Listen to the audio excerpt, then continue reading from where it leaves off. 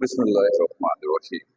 Students, last lectures में हम लोगों ने एक्सरसाइज 2.1 यूनिट नंबर 2 कंप्लीट कर लिया था, जिसके अंदर इंपॉर्टेंट क्वेश्चन मौजूद है, जिसका ताल्लुक सेक्शन बी से था।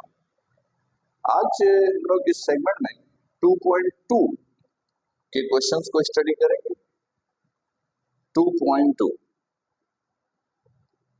अच्छा, 2.2 से रिलेटेड मैं एक ओवरऑल व्यू दे दूं पहले कि बोर्ड के पॉइंट ऑफ व्यू से 2.2 जो है वो बहुत ज्यादा इम्पोर्टेंट नहीं है, बल्कि ये कहें कि इम्पोर्टेंट नहीं है तो ज्यादा बेहतर है।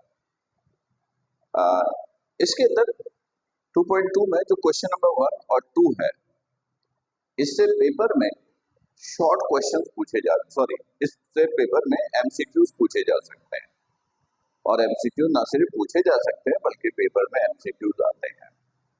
1 और 2 के अलावा जो रिमेनिंग क्वेश्चंस हैं 2.2 में, उसका ताल्लुक ग्राफ से है, जो कि हम लोगों ने यूनिट नंबर 1 में ग्राफ बनाना सीखा था। तो बिल्कुल सेम प्रोसीजर से वो ग्राफ है। तो पेपर में अगर आया तो क्वेश्चन नंबर 4 होगा जो पेपर में एज अ ग्राफ आ सकता है, अगर आया तो, लेकिन फिर भी चांसेस तकरीबन ना होने के बराबर है। राइट, तो आइए शुरू करते हैं। बुक ओपन कर लीजिएगा। 2.2 2.2 2.2 2.2 यस। देखिए 2.2 में कहता है, इसके अंदर बहुत सारे पार्ट्स हैं। बुक आप लोगों ने खोल लिया होगा। 2.2 एक्सरसाइज, इसके अंदर क्वेश्चन नंबर 1 में बहुत सारे पार्ट्स हैं, 16 पार्ट्स हैं। 16 पूछता क्या है क्वेश्चन में, पढ़ लो आप लोग, बुक में देखिए। Which of the following are algebraic. नीचे जो 16 इक्वेशंस गिवन है, आपको बताना है कि इनमें से अलजेब्रिक इक्वेशन कौन सी है। तो पॉइंट टू पॉइंट मैं जरा सा एक्सप्लेन भी करता जाऊं। देखिए, ये जो अलजेब्रिक इक्वेशंस होते हैं ना, ये जो अलजेब्रिक इक्वेशंस की बात हो रही है, ये उन इक्वेशंस को कहते हैं जिनके अंदर plus minus addition subtraction root इस तरह की वैल्यूज की कैलकुलेशन हो रही हो।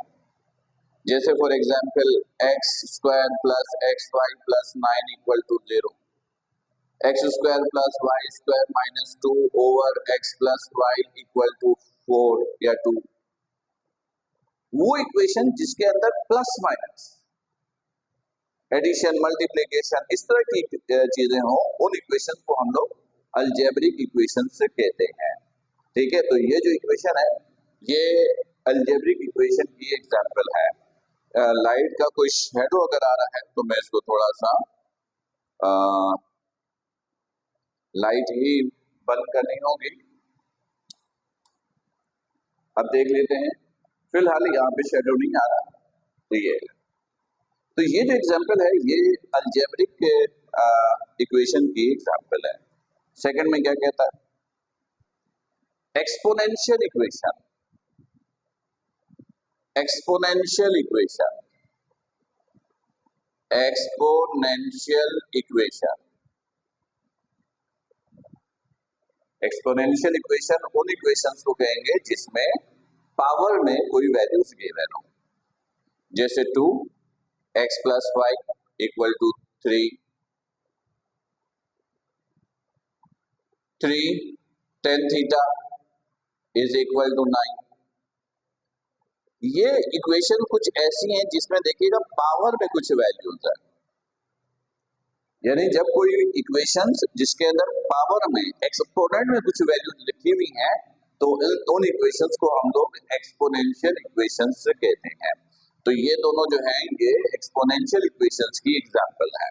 राइट, चलिए नेक्स्ट, लोगरिथम। देखिए ये जो लोगरिथम है, जिसको आप लोग शॉर्ट फॉर्म में लॉग कहते हैं, पर ये एनएनबी है। देखिए लोगरिथम मैथमेटिक्स का एक फंक्शन है, मैथमेटिक्स का एक फंक्शन है, और लोगरिथम दो टाइप का होता है। लोगरिथम कितने टाइप का होता है? दो टाइप का। एक वो लोगरिथम होता है जिसका बेस 10 होता है, और एक वो लोगरिथम होता है जिसका बेस e होता है। What is e? e is a constant value. e is 2.718। जैसे 10 कांस्टेंट वैल्यू है तो e भी एक कांस्टेंट वैल्यू है। लोगरिथम एक ऐसा मैथमेटिक्स फंक्शन है जो बेस वैल्यू पे वर्क करता है, एक 10 एक e। तो जिसका बेस 10 होगा उसको हम लोग LOG लिखेंगे, और जिसका बेस e होगा उसको हम लोग LN लिखेंगे। तो अगर आप साइंटिफिक कैलकुलेटर देखें, मैं एक मिनट आपको दिखाता हूं। आप अगर साइंटिफिक कैलकुलेटर देखेंगे,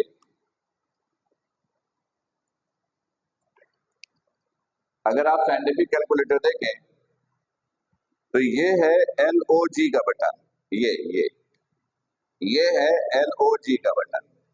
इसके जो बराबर वाला बटन है इस पे देखिएगा, इस पे लिखा होगा LN। तो ये दोनों लोगरिथम है, एक कहलाता है कॉमन लोगरिथम और एक कहलाता है नेचुरल लोगरिथम। तो अभी खैर हमें इससे मतलब नहीं कि कॉमन लोगरिथम, नेचुरल लोगरिथम ये सब क्या है। फिलहाल याद रखिएगा कि ऐसी इक्वेशन जिसमें लॉग दिखे, LOG या LN, ऐसी इक्वेशंस को हम लोग लोगरिथम इक्वेशंस कहेंगे। तो ये तीसरी बात इन्होंने की थी। फिर क्या कहता है? ट्रिग्नोमेट्री, ट्रिग्नोमेट्री की इक्वेशन। ट्रिग्नोमेट्री आपको पता है ये भी मैथमेटिक्स का फंक्शन है जो राइट एंगल ट्रायंगल के बेस, परपेंडिकुलर और हाइपोटेन्यूज के दरमियान रेशियोज को एक्सप्लेन करता है।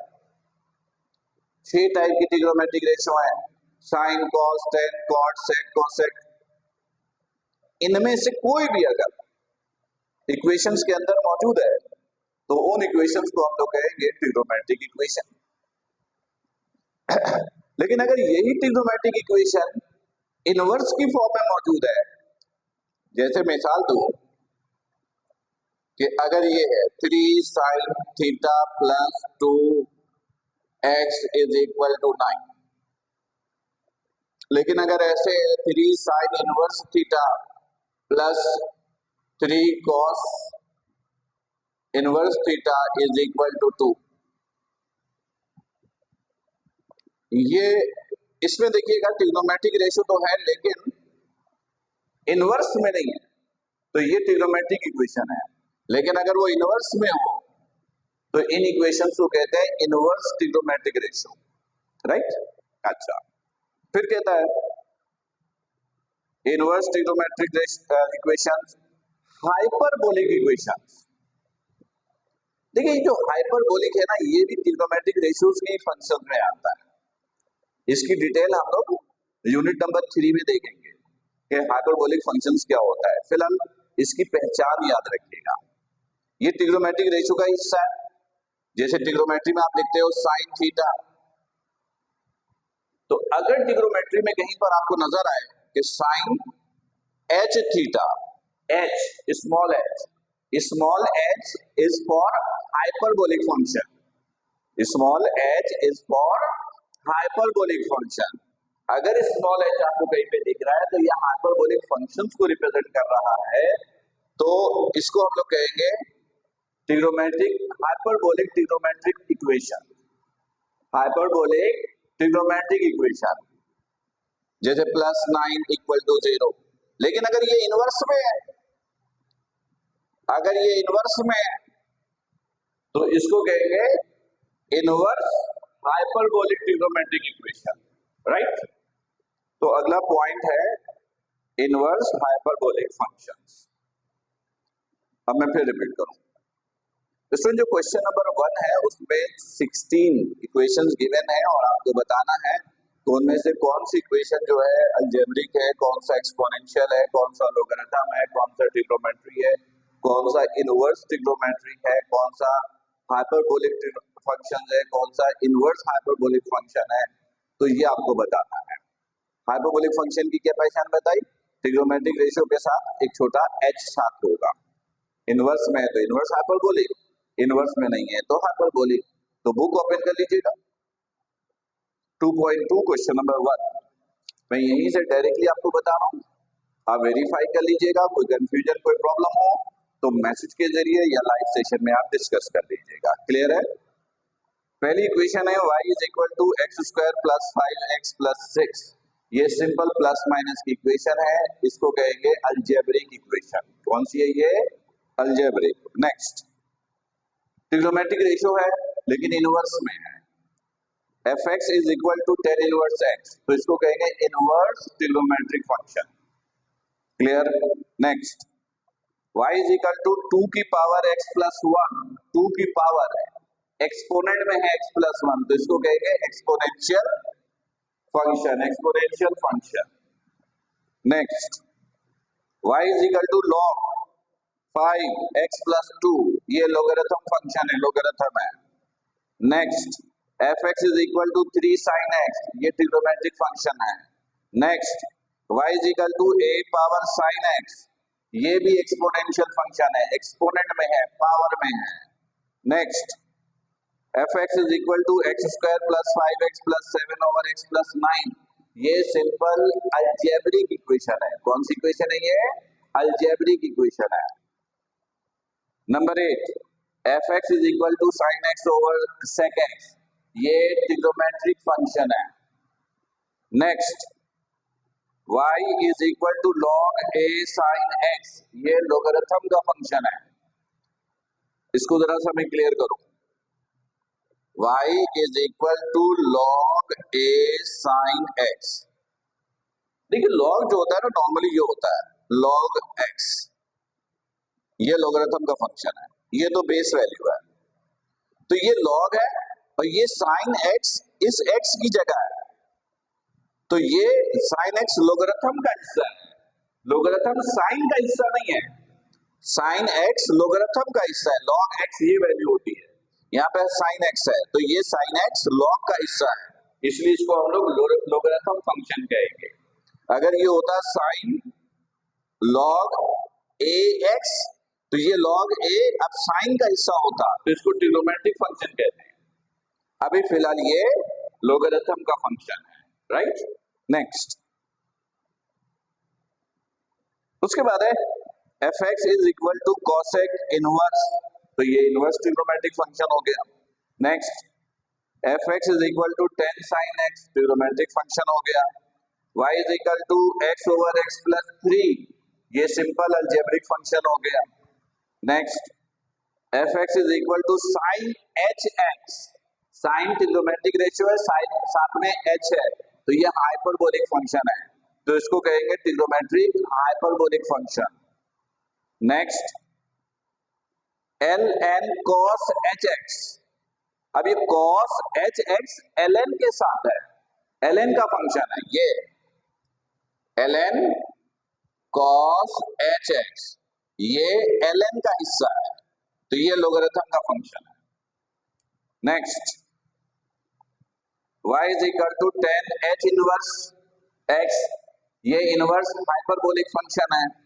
Next, cos inverse ln x, अब ये ln x cos इनवर्स का हिस्सा है, बात समझ में आ रही है जो मैंने पहले बताई है, तो ये इनवर्स ट्रिग्नोमेट्रिक फंक्शन है, ये इनवर्स ट्रिग्नोमेट्रिक फंक्शन है। तो स्टूडेंट ये था क्वेश्चन नंबर 1। पेपर में हम कोई भी इस तरह का फंक्शन दे देंगे एमसीक्यू में, और आपसे हम पूछ सकते हैं कि बताइए ये फंक्शन कौन सी है, ठीक है? नीचे 4 ऑप्शन होगा, करेक्ट ऑप्शन आपको चूज करना होता है।